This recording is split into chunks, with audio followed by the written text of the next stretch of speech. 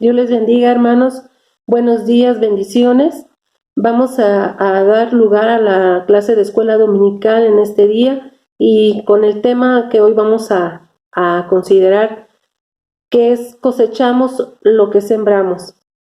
Nos vamos a basar en el libro de Abdías. Primeramente vamos a hacer una oración para que el Señor tome la dirección de estos tiempos. Padre Celestial, te damos gracias, Señor, por un nuevo día que nos permites. Mi Dios Todopoderoso, permite que tu palabra nos guíe y nos dirija, Señor mi Dios, hacia una enseñanza, Señor, que tú puedas traer a nuestra vida, Señor, iluminarnos, Señor, en lo que hemos fallado, Padre, y que podamos corregirlo. Que tu palabra, Señor, pueda estar en nuestros corazones, mi Dios, que no la olvidemos, sino que la pongamos en práctica. Gracias te damos, Señor, en el nombre de Jesús. Bueno, hermanos, pues entonces vamos a meditar, como les mencionaba, en el libro de Abdías, y quisiera comenzar dándoles algunos datos acerca del profeta. Abdías significa adorador de Jehová y su ministerio lo desarrolló en el Reino del Sur, en Judá. Es el libro más corto del Antiguo Testamento, consta de un solo capítulo y 21 versículos. Abdías fue profeta en el Reino del Sur, sin embargo no profetizó al Reino del Sur, que fue Judá, sino que profetizó contra la nación de Edom. Fue escrita alrededor del siglo 8 y 6 a.C. Bueno, vamos a ver primeramente la referencia. ¿De dónde surge la nación de Edom? Si recordamos al personaje de Esaú, hermanos, el hermano de Jacob, hijo de Isaac y Rebeca, estos dos gemelos que estuvieron, ¿verdad?, en el vientre de su madre y que desde el vientre de su madre estuvieron peleando, ¿verdad?, por ser los primeros, el primero para nacer. Bueno, de ahí, de la descendencia de Esaú, viene lo que es la nación de Edom. Tenemos como referencia en el libro de Génesis, capítulo 25, versículo 23, cuando Rebeca oraba a Dios y pues pedía que Dios le dijera qué es lo que sucedía en su vientre, porque sentía que algo, ¿verdad?, ahí peleaba dentro de ella. Y el versículo 23 dice, y le respondió Jehová, 2 naciones hay en tu seno, y 2 pueblos serán divididos desde tus entrañas. Un pueblo será más fuerte que el otro pueblo. Entonces vemos, hermanos, que no solamente se trataban de personas, sino Dios le declaró a Rebeca que consistía en 2 naciones y que iban a estar divididas, iban a estar en pleito. Bueno, Jacob pues era un hombre de tiendas y Esaú, acuérdense, era un cazador, ¿verdad?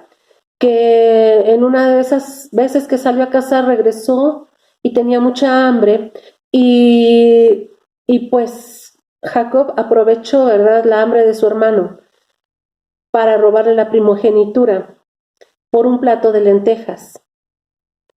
Y Esaú menospreció los derechos de nacimiento como primogénito y pues también perdió la bendición. Esto fue lo que causó que Esaú, ¿verdad?, avivara los celos y la rivalidad con Jacob. Aunque vemos que también Jacob se aprovechó, ¿verdad? Se aprovechó del hambre de su hermano y se aprovechó de que su padre era viejo y ciego para poder tomar ventaja y obtener la bendición que en un principio le correspondía a Esaú. Y como les repito, hermanos, todo esto provocó que Esaú se enojara tanto que quisiera matar a su hermano Jacob. Y Rebeca, la mamá de ellos, actuó y pudo advertirle a Jacob lo que planeaba su hermano. Pudo Jacob huir, ¿verdad?, de su hermano. Y aunque vemos en la palabra de Dios que tiempo después hubo un encuentro entre ellos dos, pues, y aparentemente hubo perdón, pero ya había sido declarada esta palabra de parte de Dios que estos dos, las descendencias de estos 2 personitas, ¿verdad?, iban a formar naciones que constantemente iban a estar odiándose o iban a estar chocando, ¿verdad? podemos ver, hermanos, que de ahí surge, de Esaú, surge lo que es la descendencia de Edom.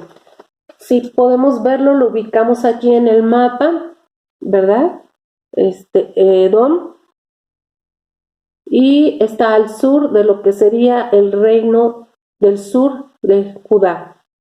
Más adelante vamos a utilizar este mapita. Vamos a ir a lo que es la palabra de Dios en Abdías, versículo 3 y 4.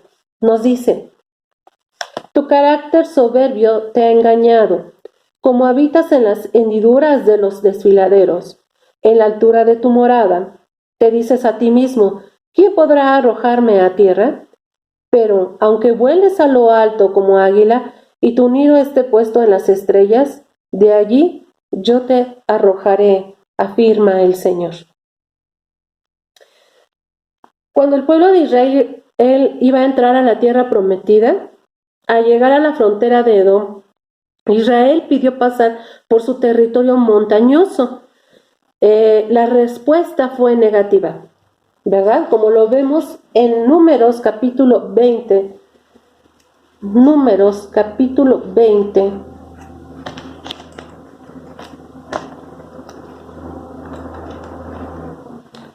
Versículo 18 dice: Edom le respondió: no pasarás por mi país, de otra manera saldré contra ti armado. Vemos que Edom no permitió que el pueblo de Israel pasara por su territorio, y esto produjo que los hebreos tuvieran que rodear las fronteras de Edom. Les vuelvo a mostrar el mapa en donde precisamente cuando el pueblo de Israel salió de Egipto tenía que pasar por Edom para poder poseer la tierra prometida. Pero Edom no quiso, entonces Israel tuvo que rodear el territorio para no enfrentarse con sus hermanos, los edomitas. No solamente fue el único roce que tuvieron con el pueblo de Edom, sino que hubo otras batallas en las que los edomitas fueron cómplices de los enemigos del pueblo de Israel. Vemos en los versículos 3 y 4 la causa por la que Dios le está reprendiendo a Edom y llegaría el juicio de Dios, esa causa de la soberbia que mantenía Edom. ¿A qué se debía el orgullo de Edom? Pues precisamente a su ubicación geográfica. Dice que Edom estaba ubicada en una zona montañosa, en donde estaba la ciudad principal llamada Petra, y como vemos es una ciudad que estaba entre cañones, con sus caminos muy angostos, ¿verdad? Se encontraba rodeada de elevados cañones naturales con accesos sumamente angostos. La hacían una ciudad de difícil acceso y que prácticamente no se podía conquistar. Esto le dio precisamente a esta nación de Edom un sentido de confianza, ¿verdad? Pero una confianza falsa, ¿verdad? Un sentido de seguridad, ¿verdad? Era una ciudad que sentía que vivía segura y que nadie iba a poderla conquistar. Sus enemigos no iban a poder llegar a ella. Eso creía este pueblo, ¿verdad? Y por eso es que vino el orgullo y la arrogancia. Por eso en los versículos que leíamos dice, pues, te has engañado, creyendo que nadie te podrá tocar, ¿verdad? Y esta misma arrogancia, esta misma altivez, hacía que mirara con indiferencia y con desprecio al mundo que la rodeaba. Vamos a definir un poquito lo que es la soberbia. Dice que la soberbia, ¿verdad?, es orgullo o altivez. Es un sentimiento de superioridad frente a los demás que provoca un trato distante o despreciativo hacia otros. Crea una falsa confianza. Podemos ver, hermanos, que muchas personas son soberbias. ¿Y cuál es la causa de que pudieran ser soberbias? Podemos mencionar muchas, ¿verdad? En el caso de Edom era una situación geográfica muy privilegiada, ¿verdad? Podemos ver que también actualmente podemos decir, ¿no? El lugar donde vivo, pues a lo mejor es un lugar exclusivo y eso me puede convertir en una persona soberbia. También pudiera ser que una buena reputación, una profesión, pudiera ser que estuviera dando lugar a orgullo y soberbia en el corazón de alguna persona. O una buena situación económica, un buen nivel quizás espiritual, ¿no? En donde nosotros consideramos que es muy bueno, ¿no? Y nos creemos, ¿verdad?, mejor que los demás. O quizás una buena posición social, la admiración de la demás gente, y eso pudiera estar provocando arrogancia en los corazones. Pero vemos que la soberbia y el orgullo, Dios las reprende fuertemente. Él dice que mira de lejos al altivo y siempre nos ha invitado a practicar la humildad como nuestro Señor Jesucristo dijo, ¿verdad? Aprende de mí que soy manso y humilde de corazón, ¿verdad? Así que Dios desprecia lo que es el orgullo y no permite, ¿verdad?, que los soberbios estén cerca de Él, porque pues sabemos que la soberbia confía mucho en sus propias aptitudes, en sus propios talentos y conocimientos, y se niega a depender de Dios y de la guianza de la palabra de Dios. Entonces, por eso es que Dios no ve con buenos ojos la soberbia y la altivez. Incluso vemos un proverbio que nos menciona de esta manera. Proverbios 16:18 nos dice así: antes del quebrantamiento es la soberbia, y antes de la caída la altivez de espíritu. Vemos que entonces inicia, ¿verdad?, antes de que haya un quebrantamiento, antes que haya, en el caso de Edom, una destrucción, ¿verdad? Hubo primeramente altivez de espíritu, hubo soberbia, hubo orgullo, hermanos. Y precisamente es que Dios le dice, no, aunque estés en un estatus alto o tengas tanto poder, aquello no te va a librar de que en algún día, ¿verdad?, Dios de ahí los arrojara de su presencia, y en el caso de Edom quedarían destruidos, hermanos. Esa fue la primera observación que Dios le hizo a Edom antes de que viniera su destrucción. Podemos ver también, hermanos, que como segundo punto, Edom caerá por su falta de misericordia hacia el pueblo de Dios en el tiempo de su desgracia. Y para esto vamos a ver del versículo 10 al 13 de Abdías. Y nos dice así: por la violencia hecha contra tu hermano Jacob te cubrirá la vergüenza y serás exterminado para siempre. En el día que te mantuviste aparte, en el día que extranjeros llevaron su ejército cautivo, cuando extraños entraron por su puerta y sobre Jerusalén echaron suerte, tú eras como uno de ellos. No debiste reírte de tu hermano en su mal día, en el día de su desgracia. No debiste alegrarte a costa del pueblo de Judá en el día de su ruina. No debiste proferir arrogancia en el día de su angustia. No debiste entrar por la puerta de mi pueblo en el día de su calamidad. No debiste recrear la vista con su desgracia en el día de su calamidad. No debiste echar mano a sus riquezas en el día de su calamidad. La primera reprensión hacia Edom fue la soberbia, ¿verdad?, el orgullo y la altivez. La segunda cosa que Dios le llama a la atención a Edom es la falta de misericordia para con su pueblo Judá, ¿verdad?, para con su hermano, ¿verdad?, Judá, porque descendientes de Jacob, y por haberse burlado de su desgracia. El orgullo de Edom condujo a la crueldad, ¿verdad?, para con su hermano Israel, su falta de misericordia. Y lo podemos ver, hermanos, como cuando Judá fue cautivo por el imperio babilónico, pues hace mención cómo es que él no dejaba ni siquiera, cuando la gente que escapaba del cautiverio, los edomitas no permitían que ellos pudieran librarse de este imperio, sino que los atrapaban y los entregaban al cautiverio. Entonces vemos que no solamente fueron indiferentes al dolor, sino que participaron para que el pueblo de Israel, ¿verdad? En la calamidad de Israel, en el sufrimiento de Israel, ellos también fueron parte y lo provocaron.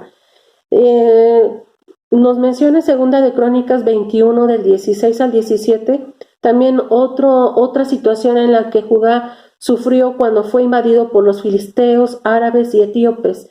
Y pues Edom se dice que se alegró de la desgracia de Israel. Esta misma reprensión la vemos no solamente en Abdías, sino también en el libro de Amós y en el profeta Joel. El profeta Amós lo menciona en el capítulo 1, versículo 6, 9 y 11. Y el profeta Joel lo menciona en el capítulo 3, versículo 3, 6 y 19, acerca de la conducta de Edom para con el pueblo de Israel.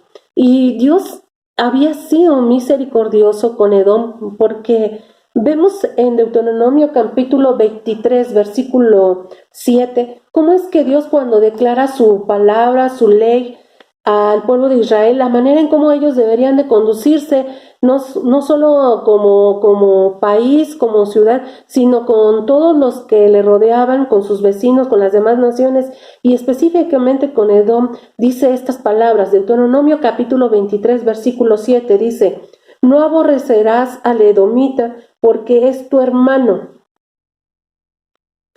No aborrecerás al egipcio, porque fueron forasteros en su tierra. Y cómo es que Dios había procurado que estas dos naciones hubieran tenido esa fraternidad, ¿verdad? Como descendencia de hermanos, y que hubieran podido ayudarse. Y sin embargo, de parte de los israelitas, del pueblo hebreo, había esta orden de parte de Dios, y yo creo que el pueblo de Israel la respetó, pero de parte del pueblo de Edom no hubo esa disposición, ¿verdad? Como decíamos, al contrario, el pueblo de Edom, pues aunque viera a los niños y a los jóvenes ser cautivos para ser esclavos, no hizo nada, todo lo vio con indiferencia. Edom fue pues sí, aprovechado en esta situación de desgracia del pueblo de Israel, fue ventajoso, fue indiferente. Hasta cierto punto, su indiferencia lo llevó a ser solamente espectador, y en algunas ocasiones también actuó a favor de los enemigos del pueblo de Israel y se alegró del dolor ajeno. Se jactó cuando otros sufrían. Dios siempre ha mencionado que veamos por los que menos tienen, por tener un buen trato hacia viudas, huérfanos, hacia pobres principalmente. Y podemos ver, hermanos, que esto no solamente ocurre en el Antiguo Testamento, sino que también en el Nuevo Testamento vemos cómo nuestro Señor Jesucristo, a través de la parábola del buen samaritano, nos enseña precisamente la misericordia. Primero quiero definirte lo que es misericordia. La misericordia dice que es la disposición a compadecerse de los sufrimientos y miserias ajenas. Se manifiesta en amabilidad, asistencia al necesitado. Es más que un sentimiento de simpatía, es una práctica. Tenemos que actuar, hermanos, cuando nos dolemos con el dolor de nuestro prójimo. Y podemos ver, hermanos, precisamente, les vuelvo a repetir, cómo es que Jesús nos enseña a través de la parábola del buen samaritano lo que Dios quiere de cada uno de nosotros. Dios siempre nos instruye en su palabra lo que Él desea para nosotros. Y ¿sabe qué, hermanos? Siempre es para nuestro bien. Siempre es para que podamos nosotros sembrar una buena semilla. Y Dios sabe perfectamente que la ley de la siembra y la cosecha se cumple en lo natural, así como en lo espiritual. Y nos da buena semilla a través de su palabra, para que con nosotros la practiquemos, podamos cosechar también buenos frutos, hermanos. En Lucas capítulo 10, versículo, recordemos un poquito Quiero mencionarles un poquito acerca de la parábola del buen samaritano. Recordamos a un hombre que iba por un camino y unos ladrones al verlo lo asaltaron y lo maltrataron, y dice que lo despojaron de todo lo que tenía, lo golpearon, y que el hombre, estando en el camino golpeado, dice que pasaron personajes que servían a Dios, ¿verdad? Como en el caso de un levita, como el caso de un sacerdote, y que pasaron de largo y que lo vieron con indiferencia y no hicieron nada por ayudarle. Y entonces vemos que pasa un samaritano que se dolió de este hombre y sintió compasión y actuó con misericordia para con él. Dice que limpió sus heridas, lo curó y lo llevó a un mesón para que descansara, y pagó todo lo que necesitaba para que este hombre pudiera sanar. Y vemos que en el versículo 36 y 37 que Jesús le pregunta a sus discípulos: ¿quién pues de estos tres te parece que fue el prójimo del que cayó en manos de los ladrones? Él dijo: el que usó de misericordia con él. Entonces Jesús le dijo: ve y haz tú lo mismo. Esto se lo dijo Jesús, ¿verdad? A los que le preguntaron que quién era su prójimo, ¿verdad? Pues vemos que Dios aquí afirma en su palabra lo que Él quiere que hagamos. Dice: ve y haz tú lo mismo. No ve y quédate así, no. Ve y haz misericordia con el que lo necesita. Jesús nos invita a la misericordia, y este pueblo de Edom no mostró misericordia. Quiero decirte que un creyente que no manifiesta la misericordia, pues no es un creyente que realmente esté cerca de Dios, porque un creyente que tiene la presencia de Cristo en su vida, una iglesia que tiene a Cristo, ¿verdad? Como en primer lugar, dice, pues es sensible al sufrimiento de los demás. No puede permanecer como un espectador y como un indolente del dolor ajeno. Tan solo, hermanos, por la misión que nos fue dada, es que prediquemos a otros, ¿verdad?, el mensaje de salvación, para que tengan la oportunidad, ¿verdad?, de conocer a Cristo, puedan ser salvos, ser librados del castigo, ¿verdad? Y nosotros, eso nos tiene que mover, hermanos, a que podamos predicar la palabra a las personas. Nos tiene que doler que esa gente se puede perder si nosotros no proclamamos el mensaje de Cristo. Entonces vemos, hermanos, que incluso hay a veces gente que a lo mejor se mueve con misericordia y no siendo cristianos. ¿Qué es lo que lo mueve a esas personas? Pues los mueve ese sentido de humanidad que nos ha dado Dios por naturaleza. Pero Dios nos lleva a más allá. No quiere que solamente por humanidad nos movamos a actuar con misericordia, sino lo que Dios quiere es que nos movamos porque Dios es misericordioso. La naturaleza de Dios es ser misericordiosos, y pide que sus hijos, nosotros sus hijos, actuemos con misericordia. Pablo lo dice cuando dice reír con los que ríen y llorar con los que lloran. De esa manera manifestar también la misericordia, ¿verdad? Actuar a favor de los demás, hermanos. Y este fue entonces uno de los reproches que Dios le dijo al pueblo de Edom: su falta de misericordia para con el pueblo en el tiempo de la desgracia. Finalmente, el tercer punto nos dice: Dios retribuirá con justicia. Vamos a leer del versículo 15 al 17 y nos dice: porque cercano está el día del Señor contra todas las naciones. Edom, como hiciste, se te hará. Sobre tu cabeza recaerá tu merecido. Pero sin duda que así como ustedes, israelitas, bebieron de mi copa en mi santo monte, así también la beberán sin cesar todas las naciones. Beberán y erguirán, y entonces serán como si nunca hubieran existido. Pero en el monte Sión habrá liberación y será sagrado. El pueblo de Jacob recuperará sus posesiones. Como vemos, hermanos, menciona el día del Señor.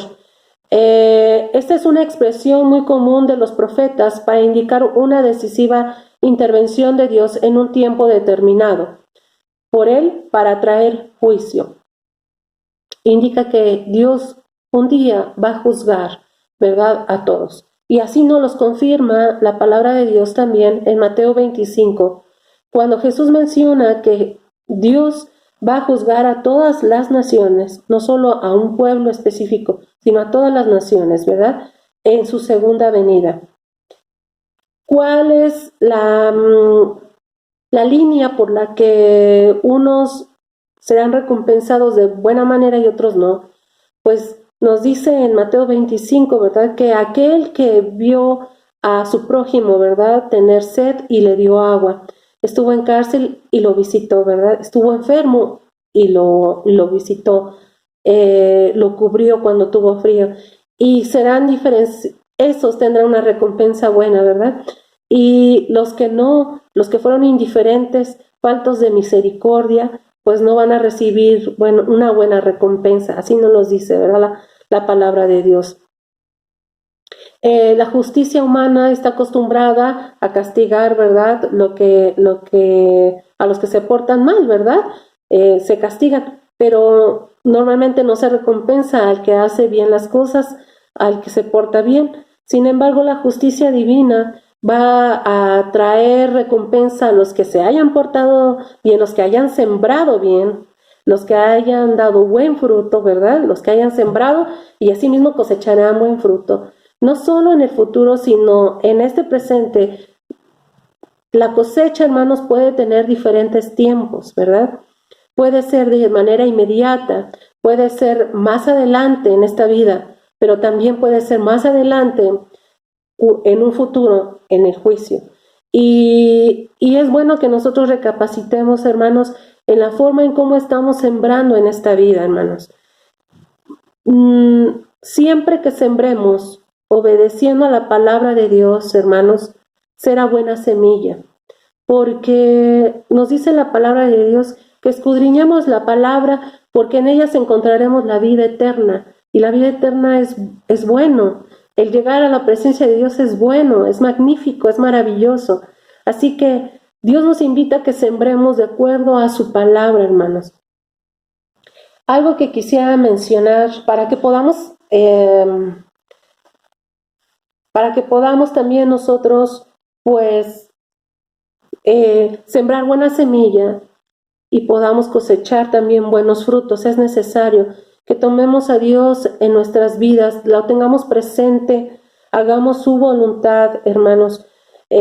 Algo que me llamaba la atención, en Hebreos 12:16 se menciona a Esaú como un hombre profano, y buscando en el diccionario qué significa profano, nos dice que es una persona en la que no tiene ideas espirituales, cuya vida es un materialismo absoluto.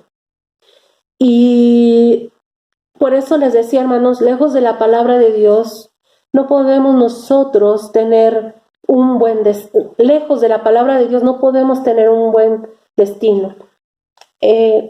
Guiados por la palabra de Dios tendremos un buen destino. Vamos a cosechar, ¿verdad?, buenos frutos.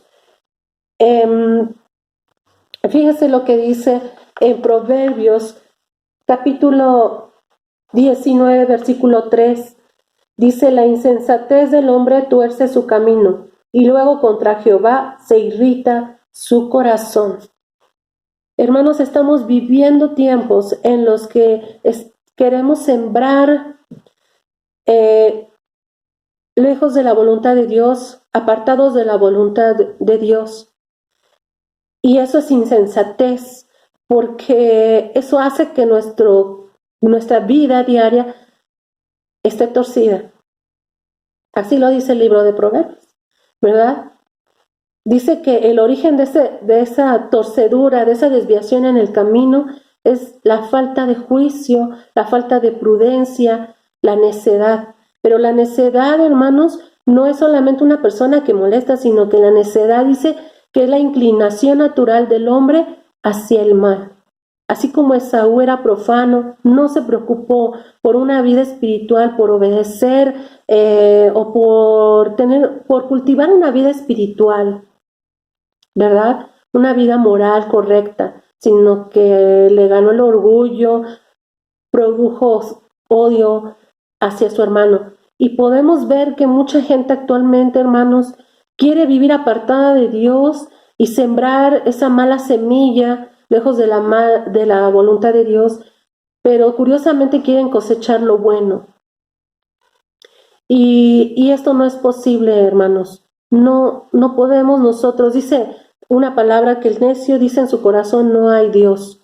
Es decir, lo desechan de sus decisiones, no quieren sujetarse a la palabra de Dios, a lo que Él nos indica, lo creen como religiosidad y toman sus propias decisiones. Y después dice este proverbio, y después dice, cuando ya ven los resultados, se irritan, se enojan contra Dios en su corazón, como echándole la culpa a Dios cuando ellos mismos han propuesto en su corazón desecharlo de sus vidas y no dejarse conducir por Él. Cuando los resultados vienen y que no son buenos, porque lejos de Dios no podemos sembrar buenas cosas, entonces se enojan contra Dios.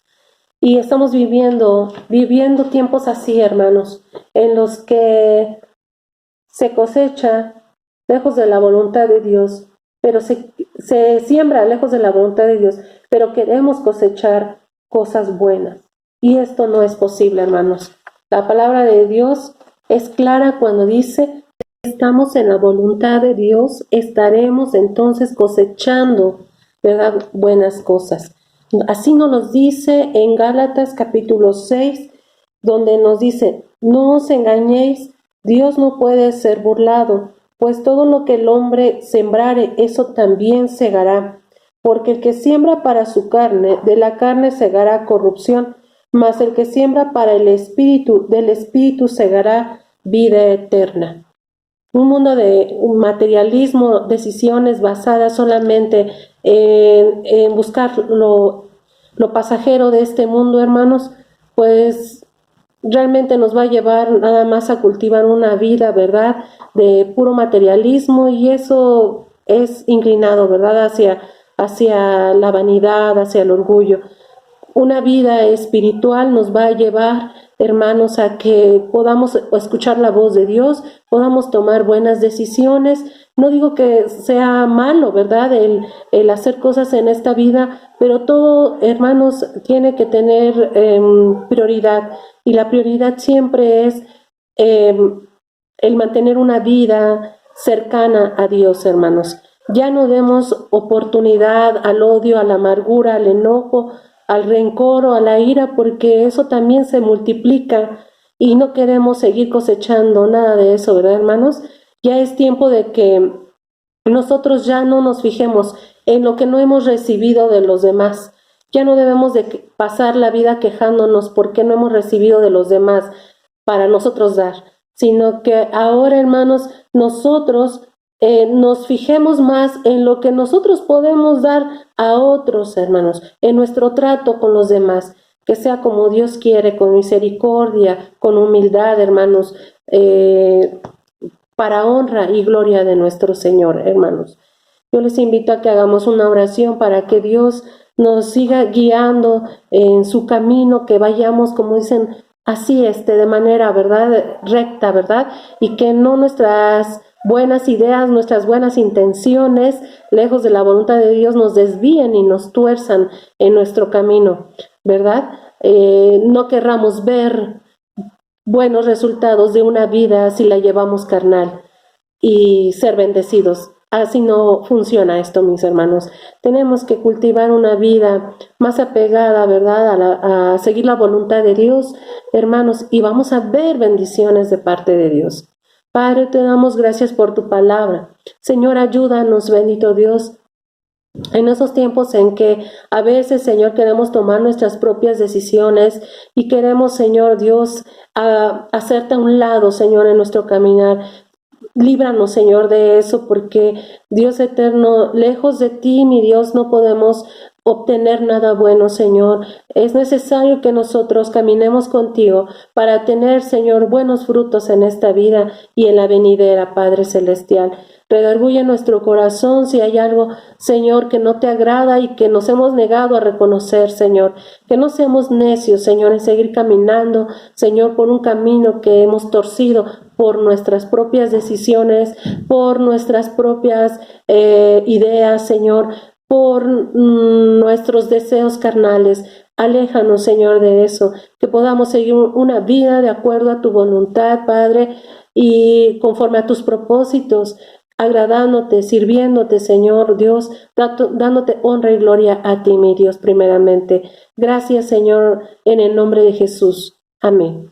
Bendiciones, hermanos, síganse cuidando y Dios les bendiga.